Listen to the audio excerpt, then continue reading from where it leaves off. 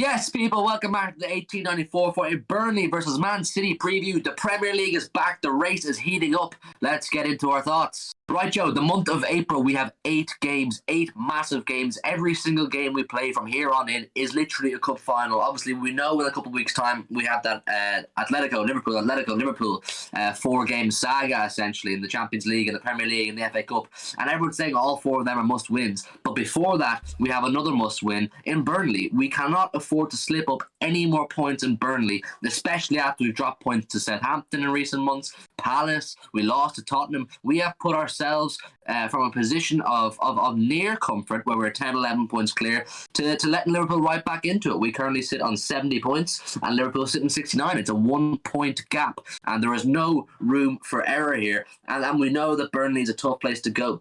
We seem to have a really tough game every time we go to Turf Moor. It's a small, compact pitch. Burnley play a very physical game, and right now you'll remember as well, they're fighting for their lives. They're currently 19th in the Premier League and staring relegation to the face. We have a massive task on our hands this Saturday, Joe, and I don't know whether to be confident about it. No, I mean, we have a pretty good record against Burnley. I know this season, I think earlier on this season, it was 2-0. I'm pretty sure you were at that game, if I remember correctly. They added a bit of talent into their squad this season. Obviously, Cornet arrived in the summer. They got Weghorst in January, added a little bit more quality to their side. So if there's ever a time where you look at Burnley and go, you know, obviously they've never really been too strong a squad. They've been that close-knit and had, you know, that ability to just grind out enough wins, sustain the division. You know, they've got that little bit of quality now that could punish us. Of course, Weghorst is a player that is definitely, I mean, no disrespect, but he's above Burnley quality, let's be honest. But he's 6'6", and we are lacking 2 centre-halves and might have to play 5'11" Nathan Ake, which against someone who's 6'6" might not work out too great. But I mean, again, Mahrez has a good individual record against Burnley, like score a hat-trick against them in seasons gone by. So no, I'm pretty confident. I think there could be a little bit of rust here and there, just with the international break just gone. Sometimes, you know, we might have a slow 30 minutes where we're just kind of getting back into the swing of things. But you know, I'm as confident as ever really right now. I think with some of the games that we had in sort of February, March, can't really play much worse. I think it's just going to Turf Moor is the apprehension for me. I don't mind playing Burnley at home. Like we said, I was at that game where we beat them 2-0, and it was a comfortable win. We never really got out of first gear or whatever.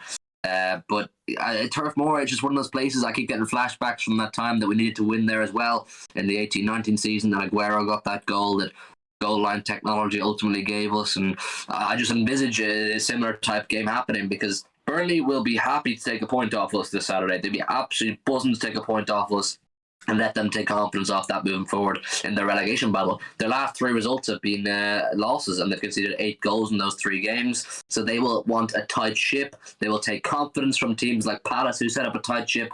Southampton have set up a tight ship previously, and stopped us scoring the goals. You know what I mean? We don't have that big brute of a striker that they essentially do now to help us break down and score goals. So we're going to have to be on form. And like you said, we are without essentially 2 of our best players in John Stones and Ruben Diaz at the minute anyway. We're recording this before a press conference, so we don't actually have confirmation on that, but we'll talk about that when we get into our predicted 11. This, people, is an absolute must-win game, okay? If we want to go into that game against Liverpool in the league saying it's a one-off hit-out, may the best man win, and you know, if you win, you're in with a very good chance to win the league, we need to beat Burnley. There's no point in going into that Liverpool game thinking, oh, if we win this, we win the league, or we're in a great position if we drop points to Burnley. And it'll also give Liverpool a massive upper hand. We cannot afford error here. So with that much said, let's get over to our predicted starting 11 and see who we chose for this final against Burnley at Turf Moor. Okay, so we're going to pop up our predicted starting 11 up on screen right now for you to see. As always, do get involved down below in the comments. Let us know your thoughts on our selections. Would you do any different? Anybody you want to see? Anybody you don't want to see? And goals, Ederson, as always, don't need to talk about that. Solid as ever. And into the defence. This is where things got the most tricky for us, because there was a kind of a range of combinations we could have done with the players we have available, but we've gone with the safe option, which is Walker on the right, Ake and Laporte. Not ideal, 2 left-footed centre halves. Neither of our right-footed centre halves are available, like I said, at the minute, where we don't have confirmation, but as it stands they won't be available. Stones apparently aggravated his his injury picked up international break further through training. Diaz, we have no evidence to suggest he's back in training. We saw photos, but they were quickly taken down by City, so no one really knows. We've got Ake in Laporte, and then on the left we've gone with trusty Cancelo. The two fullbacks I have no issue with, but the two centre halves could be a bit of a problem, and I don't think they've possibly ever played together before. If they have, not very often. Joe? I remember last year, the one that sticks out for me only sticks out because I remember Aguero scored in it, and it was, a goal that got him his first goal at that stadium. It was Crystal Palace away with Laporte and Ake. They started there, and I mean, it was fairly comfortable, but I mean, at that point, Palace was still under Roy Hodgson. They played much different football to they did against us a few weeks ago, so it's not ideal. But at the end of the day, you have to look on.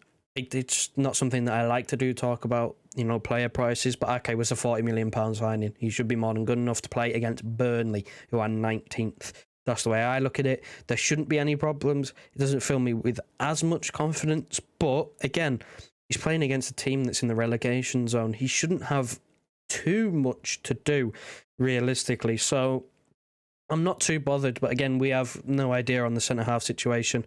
All we know is that Stones returned to City from the England camp because he tried training the day after he picked up that little knock in his warm-up, and he said he didn't feel right and didn't want to play, so who knows on that one. And again, Diaz has been out for some time, so until Pep tells us he's going to be back, we just have to assume that he's out.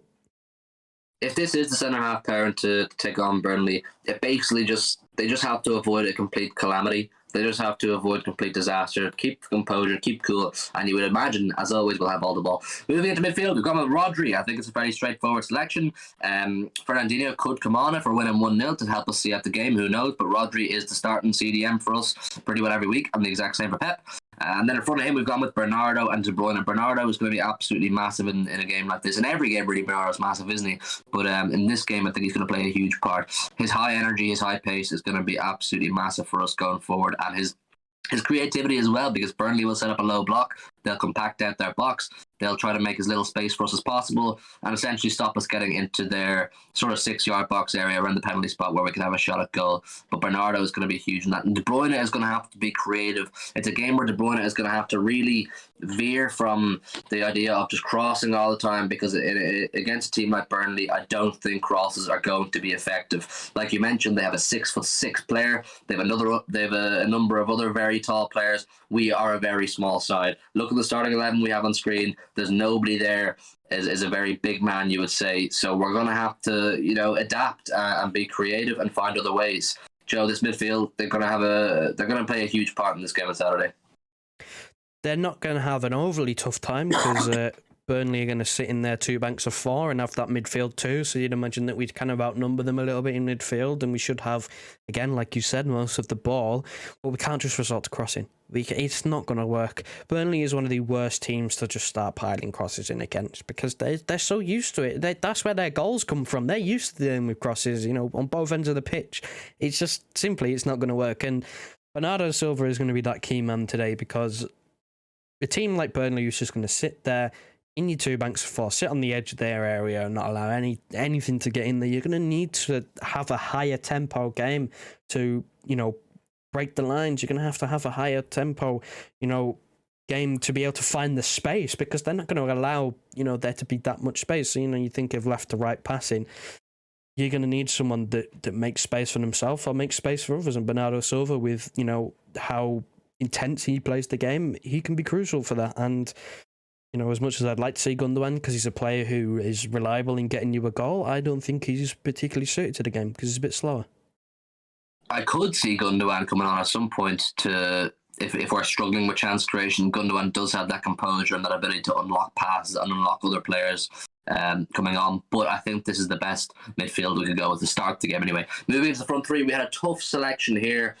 We've gone with Grealish on the left. We kind of had a back and forth as to whether should we go Sterling, should we go Grealish.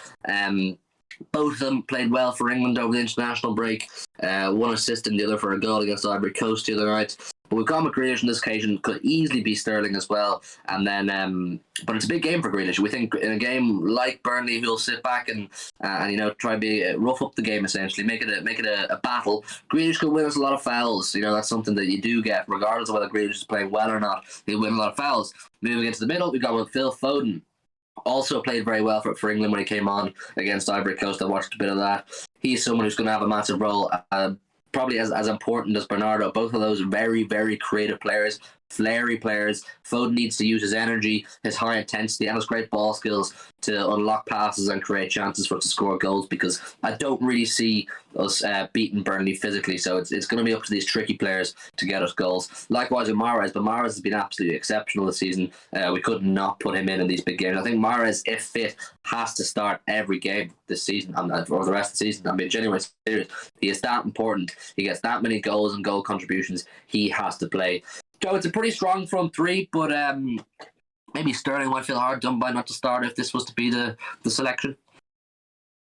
Yeah, I mean, it's 50-50 really. It's what you want. Grealish could be more suited to this game because, again, there's not going to be a lot of space in behind that Burnley defence to run into for Sterling. So you'd imagine someone who's going to keep the ball slightly better with Grealish. He's going to be a bit more creative than Sterling would be naturally, that he'd be a better fit. But for me, it's almost make or break for his season, really, if you think about, all these cup final games that we've got left. Like, if he doesn't have a good game against Burnley, then there's not a chance he gets game time against, Atletico Madrid or Liverpool, maybe in the FA Cup semi-final. But in the big three games, the two quarterfinals and the game in the league, Grealish, if he doesn't play, make a statement here, that could be his, big game season over, really. He might not get another look in, but again, it's up to him to have a good game at a pretty, fairly decent international break, albeit it was friendly, so there wasn't too much riding on it. And again, Mahrez, I think the key here with a lot of these players is you have to try to win the game, be 2-3-0 up early on, so you can take a Mahrez and a Bernardo Silva off the pitch, because we're going to need them for the next 4 games after that. They are the 4 biggest games of the season. That is literally season defining. If we could, in that 4-game stretch, in that 1 or 2 week stretch, we could go from treble to trophyless. So that is huge. And again, try and win this game early as possible and get players off the pitch and save them. We're going to need it. Yeah, I think it's absolutely crucial. We say this all the time, that we score first. In a game like this, we have to score first and not let Burnley drag this game into the 70s and 80th minute, where we're looking like we're desperate for a goal and we go to panic stations. We have to score first, and there's enough quality in this starting 11 we have here to do so. Anyways, we're going to move on to our score predictions, but as always, tell us your thoughts on our conversation about the predicted starting 11 there. Score predictions, Joe. How are you feeling about this one? Let me know. And as always, let me know who you think might score. Give me one score. I'm going to go for a 2-0 win. I think there will be, like I said in the first part, I think there will be a little bit of rust coming back from that international break, sort of 30 minutes or so to get us going into our normal rhythm. But I think ultimately we will just have too much for Burnley. I know they'll try and keep it quiet as much as possible, but I think that first goal will just prove killer, and we'll get another one at some point. And I think Mahrez will get his complimentary Burnley goal. I think that would possibly be Mahrez's 30th goal contribution or something in the season. He's in big numbers now anyway. So you said 2-0, yeah? Yeah. 2-0 from Joe and a Mahrez goal. I wouldn't put it past Mahrez to get a goal. That's why I said this guy is absolutely crucial to the team this season. He's also a big game player, so I've got high hopes for him. I am going to go with the 3-1 City, I think. Just with our slight defensive issues right now, Burnley couldn't nick themselves a goal after we've possibly gone 2 or 3-0 up. But in terms of who I'm going to select to score a goal, I think if you're a long-time viewer of the channel, you already know who I'm choosing here, and it's going to happen one day. Jack Grealish, please score a goal for me. I've been waiting so long. I'm going to go 3-1 and a Grealish goal. Joe says 2-0 and a Mahrez goal. Get down below in the comments. Let us know what you think the score is going to be. And tell us who you think might score a goal. Who have you got as a hot favourite to get a goal this weekend and hopefully drag us to 3 points and take us into that game against Liverpool on the 10th. Full of confidence, ready to take them on and grab this league title. Thanks very much for watching, and we'll see you hopefully with a positive review. Good night, God bless.